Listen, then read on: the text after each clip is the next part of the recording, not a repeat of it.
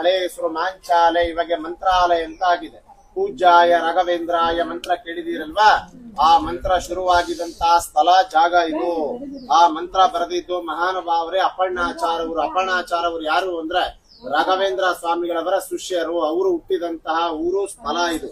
ಇದೇ ಊರಲ್ಲಿ ರಾಘವೇಂದ್ರ ಸ್ವಾಮಿಗಳವರು ಅವರ ಮಂತ್ರಾಲಯಕ್ಕೆ ಹೋಗಿನ ಮುಂಚೆ 13 ವರ್ಷ ಕಾಲ ರಾಘವೇಂದ್ರ ಸ್ವಾಮಿಗಳವರು ಇದೇ ಊರಲ್ಲಿ ಇದ್ದಿದ್ದು.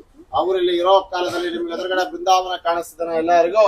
ಇದೇ ಸ್ಥಳದಲ್ಲಿ ಸಾಕ್ಷಾತ್ ಶ್ರೀ ರಾಘವೇಂದ್ರ ಸ್ವಾಮಿಗಳವರು ಒಂದಲ್ಲ ಎರಡಲ್ಲ 13 ವರ್ಷ ಕಾಲ ಅಂದ್ರೆ 13 ಇಯರ್ಸ್ ರಾಯರಲ್ಲಿ ಜಪ ತಪ ಅನುಷ್ಠಾನ ಹೋಮ ಮತ್ತೆ ಹವನಗಳ ಮಾಡಿದಂತಹ ಸ್ಥಳ ಇದು.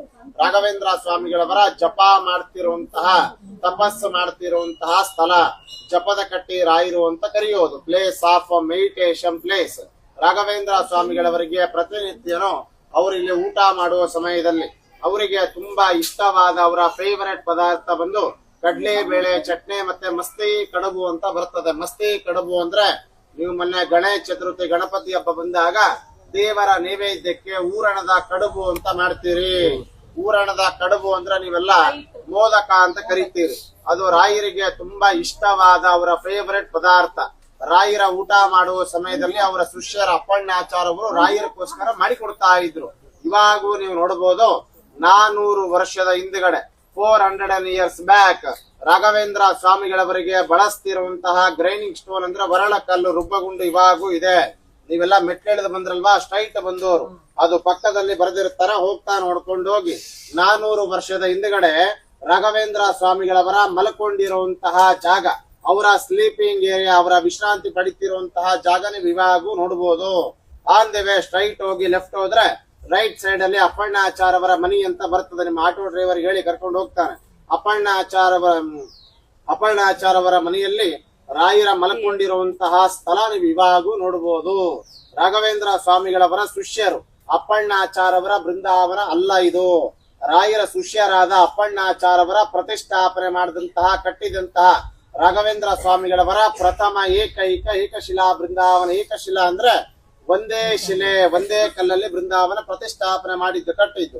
ರಾಘವೇಂದ್ರ ಸ್ವಾಮಿಗಳವರು ಅವರ ಶಿಷ್ಯರಿಗೆ ಅಪ್ಪಣ್ಣಾಚಾರ್ಯವರಿಗೆ ಜ್ಯೋತಿ ರೂಪದಿಂದ ದರ್ಶನ ಕೊಟ್ಟಿರುವಂತಹ ಫಸ್ಟ್ ಬೃಂದಾವನ ಚೆನ್ನಾಗಿ ಗಮನಿಸಿ ನೋಡಿ. ಒಂದೇ ಶಿಲೆ ಕಾಣಿಸ್ತದೆ. ಈ ತರ ನಿಮಗೆ ಬೃಂದಾವನ ಈ ಕ್ಷೇತ್ರದಲ್ಲಿ ಬಿಟ್ರೆ ನಿಮ್ಗೆಲ್ಲೂ ನೋಡ್ಲಿಕ್ಕೆ ಸಾಧ್ಯ ಇಲ್ಲ. ನೀವೆಲ್ಲ ಮಂತ್ರಾಲಯಕ್ಕೆ ಹೋಗಿ ಬಂದ್ರಲ್ವಾ ಎಲ್ಲಾರು? ಮಂತ್ರಾಲಯದಲ್ಲಿ ಇರೋ ಬೃಂದಾವನಕ್ಕೂ ಇಲ್ಲಿ ಇರೋ ಬೃಂದಾವನಕ್ಕೂ ಏನ್ ವ್ಯತ್ಯಾಸ ಏನು, ಚೇಂಜಸ್ ಏನು ಅಂದ್ರೆ ರಾಘವೇಂದ್ರ ಸ್ವಾಮಿಗಳವರು ಜೀವಂತವಾಗಿ ಕೂತಿದ್ದು ಮಂತ್ರಾಲಯದಲ್ಲಿ, ಇಲ್ಲೆಲ್ಲ ಇಲ್ಲಿಂದ ಹೋಗಿ ಅವರು ಸಜೀವವಾಗಿ ಬೃಂದಾವನ ಆಗ್ತಾರೆ. ಮಂತ್ರಾಲಯದಲ್ಲಿ ಇರೋ ಬೃಂದಾವನಕ್ಕೆ ನೀವೆಲ್ಲ ಏನಂತ ಕರೀತೀರಿ? ಜೀವ ಸಮಾಧಿ, ರಾಯರು ಐಕ್ಯ ಆಗಿದ್ದಂತ ಏನೇನೋ ಕರೀತೀರಿ.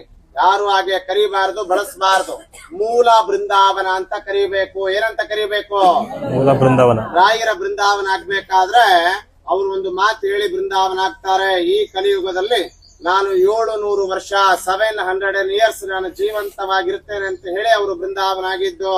ವರ್ಷಕ್ಕೆ ಒಂದು ಸಲ ರಾಘವೇಂದ್ರ ಸ್ವಾಮಿಗಳವರ ಆರಾಧನೆ ಬರ್ತದೆ. ರಾಯರ ಆರಾಧನೆ ಅಂದ್ರೆ ಗೊತ್ತಲ್ವಾ? ಆಗಸ್ಟ್ ತಿಂಗಳಲ್ಲಿ ಬರ್ತದೆ. ರಾಯರ ಬೃಂದಾವನ ಆಗಿದ್ದ ದಿವಸ ಮೊನ್ನೆ ಆಗಸ್ಟ್ ತಿಂಗಳಿಗೆ ರಾಘವೇಂದ್ರ ಸ್ವಾಮಿಗಳವರ ಆರಾಧನೆ ಆಯ್ತು. ಎಷ್ಟನೇ ಆರಾಧನೆ ಅದು? 450. ರಾಯರ ಬೃಂದಾವನ ಆಗಿ ಎಷ್ಟು ವರ್ಷ ಆಯ್ತು? ಮೊನ್ನೆ ಆಗಸ್ಟ್ ತಿಂಗಳಿಗೆ 354 ವರ್ಷ ಆಯ್ತು. 354 ಇಯರ್ಸ್ ಆಯ್ತು. ಅವ್ರು ಇನ್ನ 346 ವರ್ಷ ಜೀವಂತವಾಗಿರ್ತಾರೆ ಈ ಕಲಿಯುಗದಲ್ಲಿ.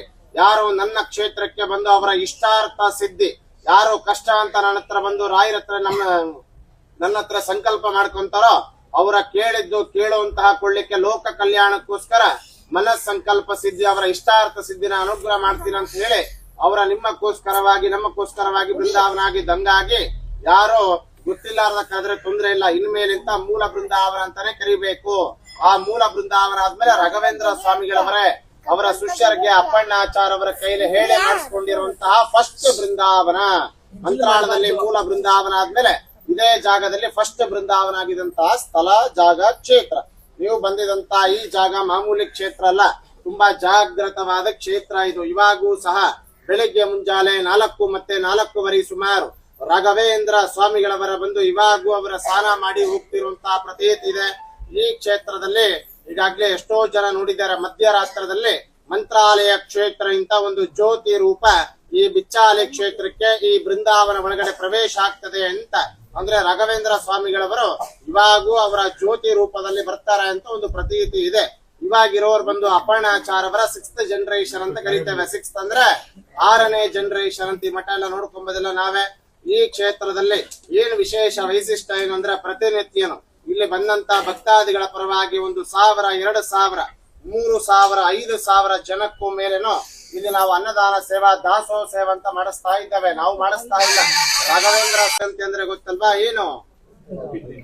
ರಾಯರ ಹುಟ್ಟಿದಬ್ಬ ದಿವಸ ನಾಳೆ 24ನೇ ತಾರೀಕು ಈ ಕ್ಷೇತ್ರದಲ್ಲಿ ಗುರುವಾರ ಬರುತ್ತಲ್ವಾ, ರಾಯರ ವಾರ ದಿವಸ ನಿಮ್ಮ ಕುಟುಂಬದಲ್ಲಿ ತಂದೆಗಾಗ್ಲಿ, ತಾಯಿಗಾಗ್ಲಿ, ಮಕ್ಕಳಿಗಾಗ್ಲಿ ಆರೋಗ್ಯ ಸಮಸ್ಯೆ, ಆರೋಗ್ಯದಲ್ಲಿ ತೊಂದರೆ ಇತ್ತು ಅಂದ್ರೆ, ಚರ್ಮ ರೋಗ, ಸ್ಕಿನ್ ಡಿಸೀಸ್ ಪರವಾಗಿ ನಿಮ್ಮ ಮನೆಯಲ್ಲಿ ಯಾರಿಗೆ ಮದುವೆ ಆಗಿಲ್ಲ, ಮದುವೆ ಆಗಿ ಎಷ್ಟು ವರ್ಷ ಆಯ್ತು, ಎಲ್ಲಾ ಕಡೆ ಪೂಜೆ ಮಾಡಿಸಿದ್ದೇವೆ, ಆದ್ರೂ ನಮಗಿನ್ನ ಮಕ್ಕಳಾಗಿಲ್ಲ, ಸಂತಾನ, ನಗದೋಷ, ಕಾಲಸರ್ಪದೋಷ, ಕುಜದೋಷ, ರಾಹು ದೋಷ, ಶತ್ರು ದೋಷ, ನರದೃಷ್ಟಿ ನಿವಾರಣೆ, ಬ್ಲಾಕ್ ಮ್ಯಾಜಿಕ್ ಪರವಾಗಿ ಮನೆಯಲ್ಲಿ, ಕುಟುಂಬದಲ್ಲಿ, ಸಂಸಾರದಲ್ಲಿ, ಮನೆಯಲ್ಲಿ ಕಿರಿಕಿರಿ, ಮನೆಯಲ್ಲಿ ಬರೇ ಜಗಳ, ಹಣಕಾಸಿನ ತೊಂದರೆ, ಮನೆಯಲ್ಲಿ ದುಡ್ಡು ನಿಲ್ತಾ ಇಲ್ಲ, ನಿಮ್ಮ ದೃಷ್ಟಿ ನಿವಾರಣೆ ಪರವಾಗಿ, ನಿಮ್ಮ ಮಕ್ಕಳ ವಿದ್ಯಾಬುದ್ಧಿ, ಮಕ್ಕಳ ಎಜುಕೇಶನ್ ಪರವಾಗಿ, ನಿಮ್ಮ ಉದ್ಯೋಗದಲ್ಲಿ, ನಿಮ್ಮ ವ್ಯಾಪಾರದಲ್ಲಿ, ನಿಮ್ಮ ಜಮೀನ್ ಪರವಾಗಿ ಯಾವೇ ತರಹ ನಿಮಗೆ ತೊಂದರೆ ತಾಪತ್ರಗಳು ಇರಬಾರದು ಅಂತ ರಾಯರ ಹತ್ರ ಹೇಳ್ಕೊಂಡು ಹೋಗಿ, ನೀವ್ ಯಾರ್ಯಾರು ನಮ್ಮ ಅನ್ಕೊಂಡಿದ್ದ ಕಾರ್ಯ ಸಿದ್ಧಿ ಆಗ್ಬೇಕು ಅಂತ ಬೇಡಿಕೆ ಸಮೇತ ಗುರು ರಾಯರ ಸೇವಾ ಬರೆಸಿರ್ತೀರೋ, ಅದು ಎಷ್ಟೇ ಪರ್ಸನಲ್ ಇದ್ರು ಆ ಬೇಡಿಕೆ ಬರ್ಕೊಂಡು ನೀವು ಅನ್ಕೊಂಡಿದ್ದು ಆಗ್ಬೇಕು ಅಂತ ಇಲ್ಲಿ ಹೋಮಗಳಾಗತ್ತೆ. ಸುದರ್ಶನ ಹೋಮ, ನವಗ್ರಹ ಹೋಮ, ಆಯುಷ್ ಹೋಮ, ಲಕ್ಷ ಜಪ ನಡೀತದೆ. ಇಷ್ಟೊತ್ತು ನೀವೆಲ್ಲ ರಾಯರ ಬಗ್ಗೆ ನಿಂತು ದೂರ ಇಂತ ಬಂದು ದೇವಸ್ಥಾನದ ಬಗ್ಗೆ ಕೇಳಿದಕ್ಕೋಸ್ಕರ ಎಲ್ಲಾರ್ಗೂ ಧನ್ಯವಾದಗಳು. ಗುಡಿ ಬಗ್ಗೆ ಕಂಪ್ಲೀಟ್ ಆದ್ಮೇಲೆ ಎಲ್ಲಾರ್ಗೂ ರಾಯರ ಮೇಲೆ ಮಂತ್ರ ಮಾಡಿದ್ದು ಮಂತ್ರ ಅಕ್ಷತೆ ಎಲ್ಲಾರ್ಗೂ ಅಕ್ಷತೆ ಕೊಡ್ತೇವೆ. ಆ ಅಕ್ಷತೆ ತಗೊಂಡು ನಿಮ್ಮ ತಲೆ ಮೇಲೆ ಹಾಕೋಬೇಕು, ರಾಯರ ಆಶೀರ್ವಾದ ಮಾಡಿದಾಗೆ. ಇಲ್ಲಿ ಪ್ರತಿನಿತ್ಯ ಸೇವೆಗಳು ನಡೀತವೆ. ನಾವು ರಾಯರ ಕ್ಷೇತ್ರದಲ್ಲಿ ಬಂದಾಗ ನಮ್ಮ ತಂದೆ ತಾಯಿ ಮಕ್ಕಳ ಹೆಸರ ಮೇಲೆ ಗುರು ರಾಯರ ಸೇವೆಗಳು ಮಾಡಿಸ್ಬೇಕು, ಅಥವಾ ನಾವು ಅನ್ಕೊಂಡಿದ್ದಾಗ್ಬೇಕು ಅಂತ ಅನ್ನದಾನ ಮಾಡಿಸ್ಬೇಕು. ಎಲ್ಲಾಕಿನ ದೊಡ್ಡ ದಾನ ಪುಣ್ಯದಾನನೇ ಅನ್ನದಾನ ಅಂತ ಕರೀತೇವೆ. ನಾವು ರಾಯರ ಕ್ಷೇತ್ರದಲ್ಲಿ ಬಂದಾಗ ಜಸ್ಟ್ 1 ದಿವಸ ಅನ್ನದಾನ ಮಾಡಿಸ್ಬೇಕು ಅಂದ್ರೆ ಪ್ರತಿ ಒಬ್ರು ಮಾಡಿಸ್ಬೋದು. ರಾಘವೇಂದ್ರ ಸ್ವಾಮಿಗಳವರ ಹುಟ್ಟಿದಬ್ಬ ದಿವಸನೇ ಆಗತ್ತೆ.